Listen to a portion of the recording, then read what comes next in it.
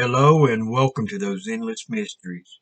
Before we get started today, I wanted to mention that we have some cool t-shirts up on Teespring those endless mysteries. I only have 3 designs up right now, but they are in many styles, even a few hoodies on there. So after the video, jump over and check them out. When you purchase, you're helping support our channel. So remember to hit that like button and the subscribe button. And don't forget about that notification button as well, so you can keep up with all of our latest videos. And those t-shirts again are at Teesprings those endless mysteries. And I have plenty more designs to come. So what you say we get started on the sighting story? Now this sighting comes out of Washington State, from the Snohomish area, and I hope I pronounced that right, saying that it was in October of 1997, maybe 1998.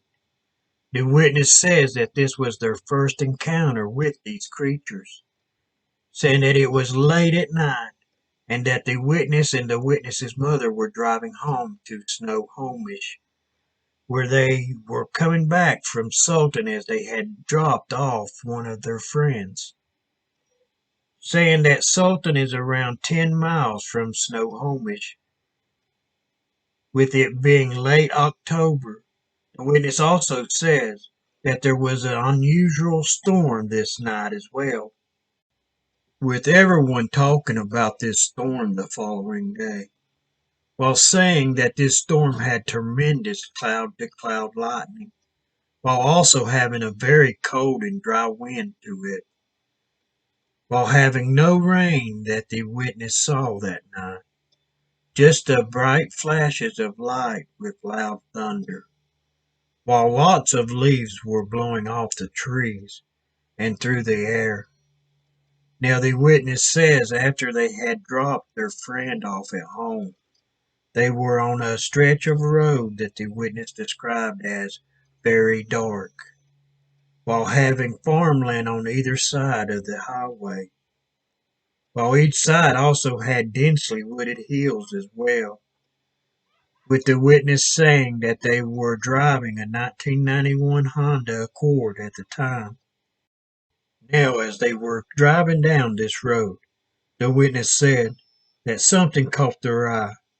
It was on the left-hand side of the road, which was a farmer's field, with there being a break in the fence for a dirt road that led into the field.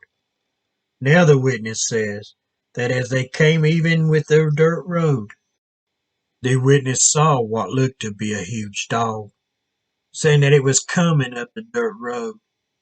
Right then the witness said that it ran out right in front of them, with them hitting this creature. The witness said that they could see the creature's back as they hit it, with the witness saying that both of them thought that this creature looked like a hyena, more so than a dog, stating that it had to be huge for them to see this creature's back over the hood of their car, saying that its fur was shaggy and brown, while it was covered with dark spots, just as you would see if you was looking at a hyena, while also stating that this creature's front was higher than its back end. So from what this witness is saying, it sure sounds like they saw a hyena that night. But where and how would a hyena be in Washington State? Could it have been someone's pet or something? Could it have even escaped from a zoo? The witness said that the headlights of their car really lit this thing up as it ran in front of them, saying that they could feel the car hit this creature. So the witness knows they hit this thing. But as they hit the creature, they didn't see it come up and over the car, nor did they see this thing roll off to the sides of the car. With them going westbound, it came running in from the left side of the car.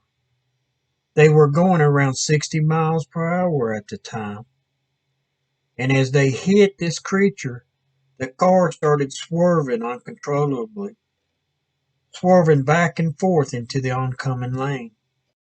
At this point, the witness said that she just prayed that she could get it back under control to keep them from getting into a head-on collision with what looked to be a Ford van, saying that a strange calmness overcame her as she barely missed the van by a few inches, with the witness saying it was like her guardian angel had taken over the control of the steering, stating once again that they made it past the van by only a few inches.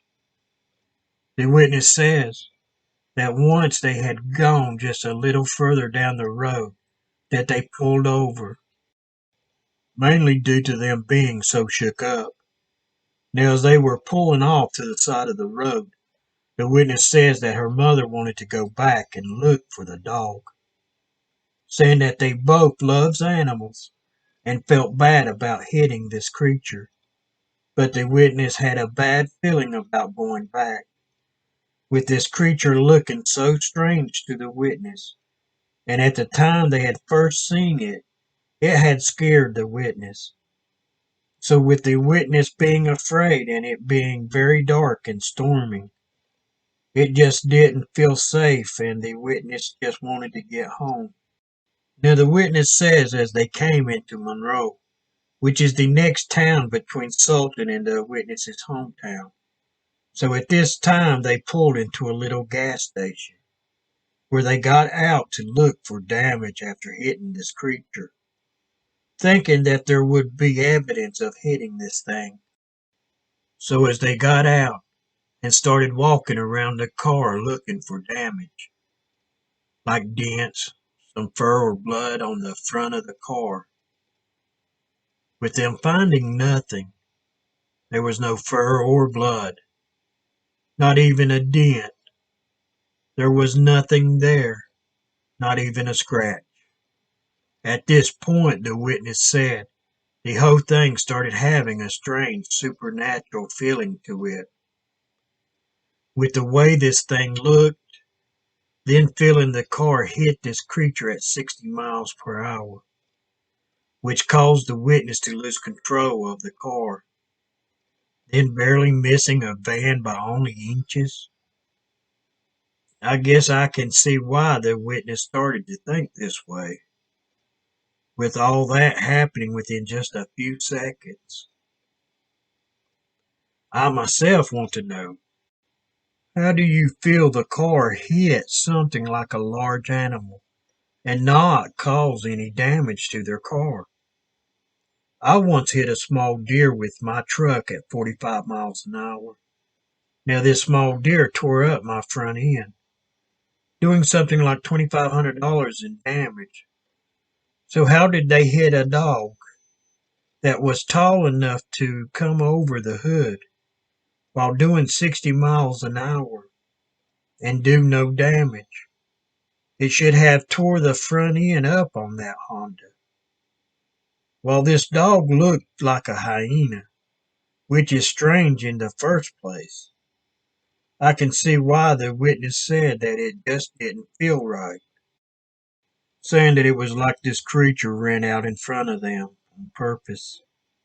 Just the timing of this creature running in front of them, the witness said, saying that it was like it wanted them to stop on that dark stretch of road and get out of the car, which they said they did a little further down the road, but that they got right back in and left.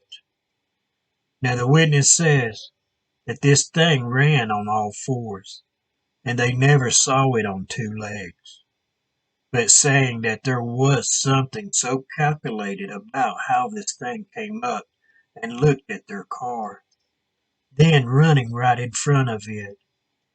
It almost seemed planned to the witness, with the storm going and being strange as well, saying that it was a electromagnetic type storm that night, with people talking about this storm the next morning, saying that some of the people lives miles apart, but with them also saying that they were a loud clap of thunder, which shook all their houses, saying that they all thought it was right above their houses, but with them all being miles apart.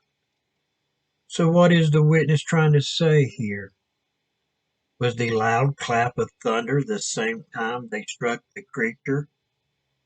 That's kind of what I'm taking out of it anyway. The witness once again said that she thinks that this happened in October of 1997, but that it could have been in 98. So what do you think about this one? Could this have been a Dogman sighting? Or was it some strange hyena sighting? So that's it for this one. If you have any thoughts on this sighting, feel free to share them in the comments. Also, jump over to Teespring / Those Endless Mysteries and see if you like any of the shirts. Again, that's Teespring / Those Endless Mysteries. Hit that like button and don't forget about the subscribe button. And don't forget about that notification button as well, so you can keep up with all of our latest videos. Starting this week, I will be posting every Monday, Wednesday, and Friday at 8 p.m. So till next time, have a great day, and thanks for watching Those Endless Mysteries.